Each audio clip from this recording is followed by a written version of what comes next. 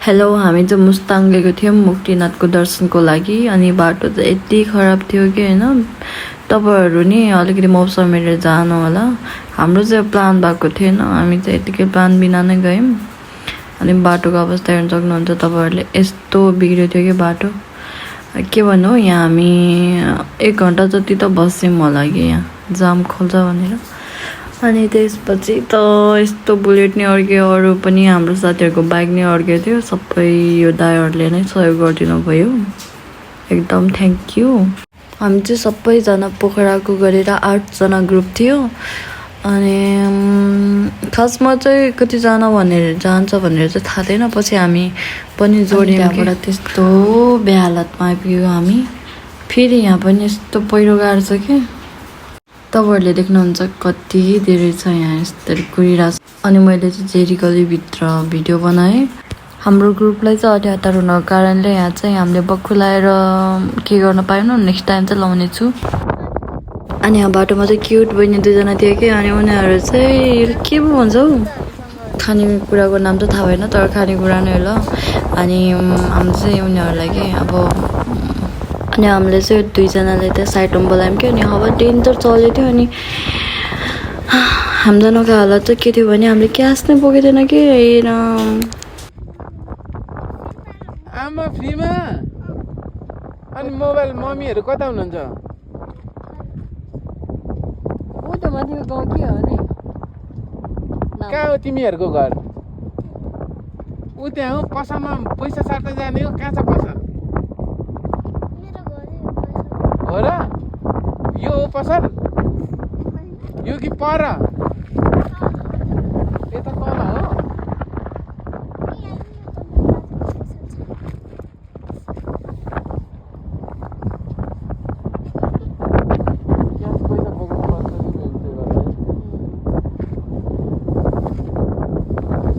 अलिकति अगाडि जाउँ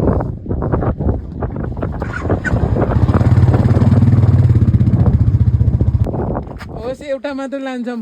अर्कोचोटि कहाँ हो बहिनीहरूको घर भन त अलिकति खान्छौँ सधैँ यही हो सधैँ भन्छ केही दिने पनि छैन कि फेरि फर्किँदाखेरि आउने नि त हामी उनीहरूको कति मिठो छ फेरि पसल कहाँनिर छ होला है अरू मम्मीहरूको नम्बर थाहा छ ओ मम्मीहरूकोमा पैसा हालिदिन्छ भने सिसेमा हुन्छ किन हजुर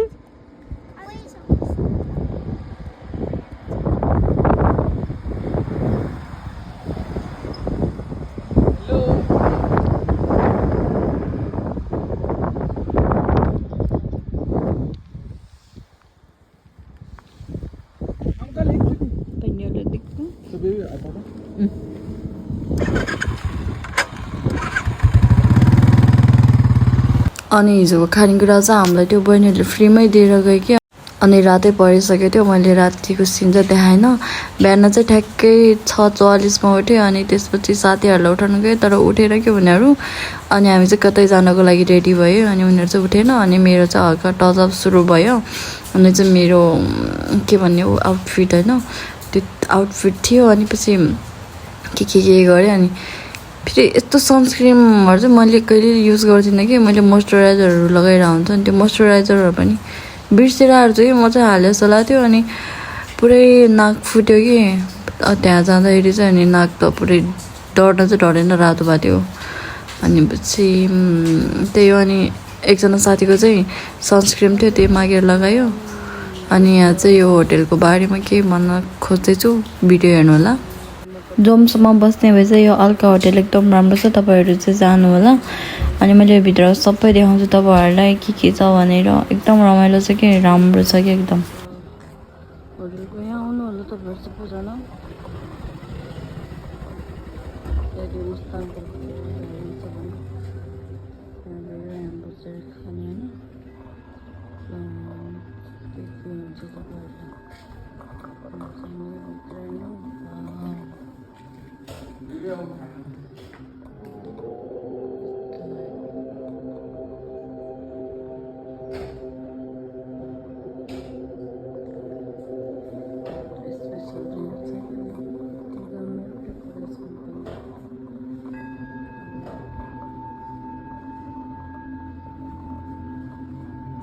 पहिला चाहिँ डिटर्जेन्ट यहाँबाट चाहिँ यो मलाई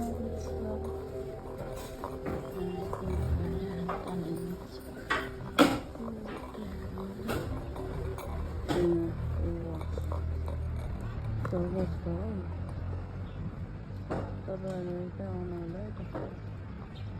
मैले भिडियो बनाएर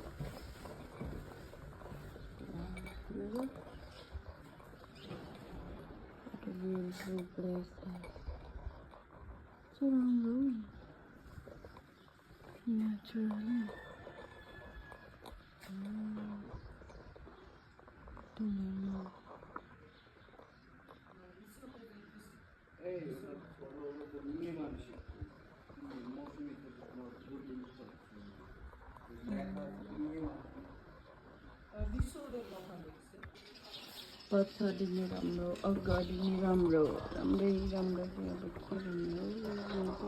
नै गर्नु सक्दिनँ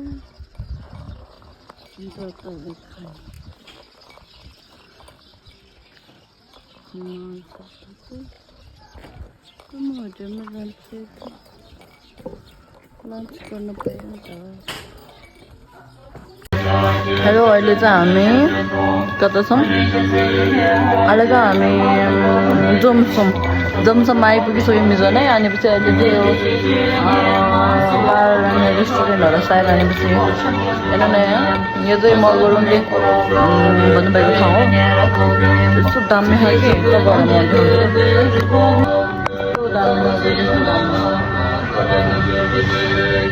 नि माथिल्लो मुस्ताङ आउनुभयो भने आउनु होला एकदम रमाइलो लाग्यो हिजो हामीले मिस गऱ्यौँ क्या हामी अहिले बिहान आएको अनि सायद मलाई जानै मन छैन हौ यहाँबाट के आनन्द थियो कि आनन्द अन्त म मनाङमै हुर्केको मान्छे अनि म मनाङको अनि यहाँ चाहिँ आज मुस्ताङ घुम्न आएको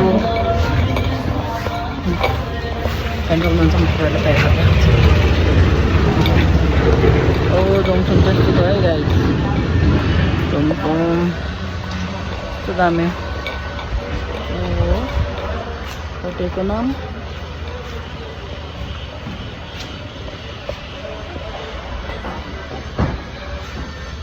होटेलको नाम हेर्नु होला निचे हाम्रो बाइक अब म भित्र जान्छु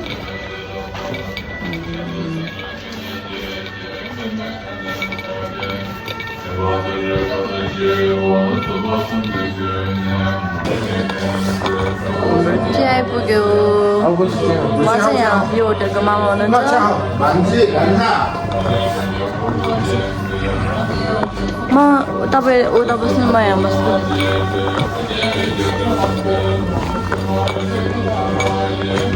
होइन हौ तपाईँ यता बस्नु उहाँ त मैले फिल्ममा दिनु जस्तो लाग्यो त फिल्ममा दियो मामा फिल्ममा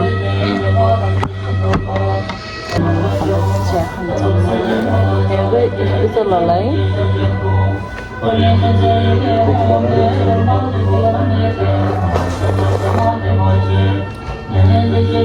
मैयाको घर कहाँ हो मैयाको घर छ कि यहाँभित्र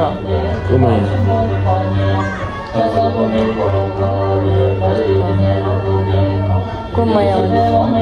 दायाङलाई त फिल्म खेल्यो कि त कबड्डी फर्स्ट कबड्डी यहीँनिर कता आउँछ जमसम्म के मस्ताङमा होला नखाइ खाने भन्ने त्यो सुस्मिताले त नखाइ नखाइ जाने रे किन अनि कहाँ भगवान्कोमा खाएर खायो फेरि हामीले खाजा नि खाने हो किन पानीमा त डुब्नु मिल्छ होला नि त्यो नखाने त्यसपछि चाहिँ हाम्रो ग्रुप हामीलाई छोडेर गइसकेर रहेछ हामी चाहिँ फिट्टानकै दौड्यौँ कि रफ्तारमा अनि त्यसपछि यहाँको हेर्नु न यस्तो भ्यूहरू चाहिँ कति दामी के अब यही हेर्न आउनेहरूलाई होला नि मुस्ताङतिर त प्राय हामी यही हेर्दै बाटोतिर हामी चाहिँ लाग्यौँ अनि यति आनन्द थियो जुन माथि माथि जाँदाखेरि यस्तो जाडो भएको थियो कि यहाँ चाहिँ अब 12 महिना जाडो हुनको कारणले चाहिँ बाक्लै कपडा लगाएर आउनुपर्छ लिएर आउनुपर्छ अब हामी गर्मी महिनामा आउँदैछौँ भने नि माथि जाँदा चाहिँ तातो कपडा लिएर जानुपर्छ अनि यस्तो बाटोको मौसमहरू यताउता सब बुझेर जानुपर्छ नजर दुःख पाइन्छ अनि रमाइलो चाहिँ एकदम छ यहाँ चाहिँ अब यहाँ मैले क्यामेरामा चाहिँ सब त्यो चिजहरू के क्याचअप गर्न सकिँदैन कि यो नेचुरल चिजहरू चाहिँ नेचर चाहिँ होइन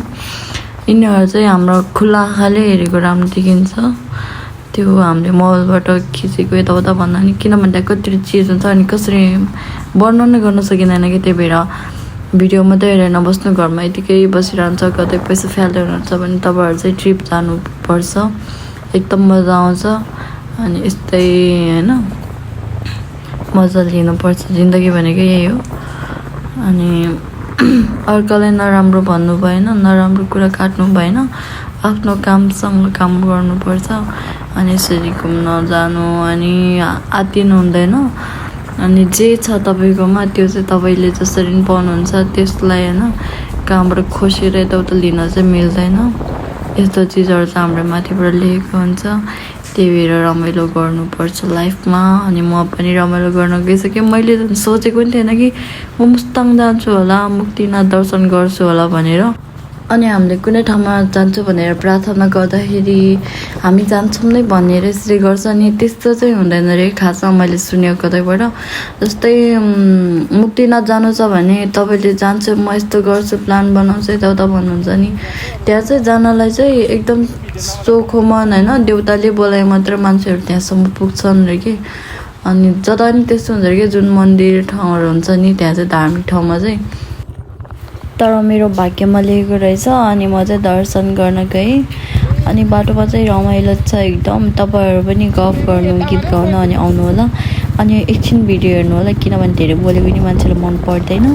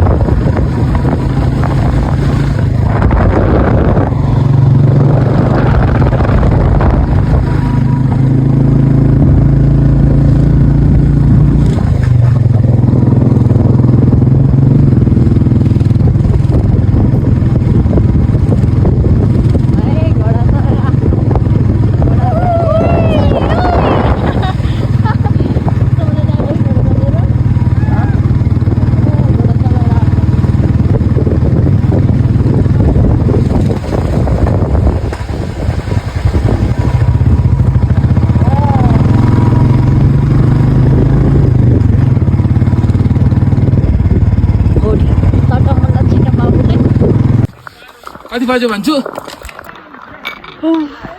हामी जब मुक्तिनाथको सिँढी चढ्दैछौँ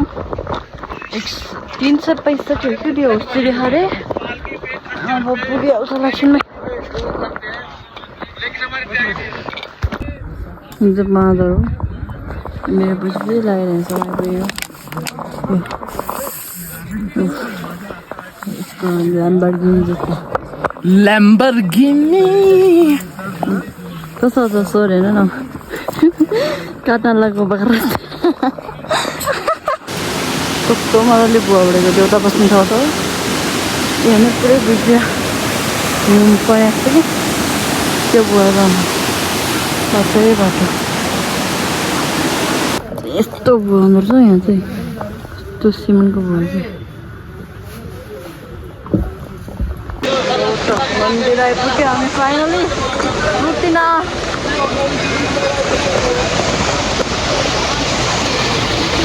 अनि साथीहरू चाहिँ नुहाएर नि के गरिसकेर छ पूजा गरिसकेर छ अनि यहाँ म चाहिँ लास्ट भयो कि हामी चाहिँ अनि म चाहिँ यहाँ यस्तो पानी यति चिसो अनि यहाँको पानीले कसम यस्तो दुख्यो कि निधार पोलेको मेरो त जिउबाट सबै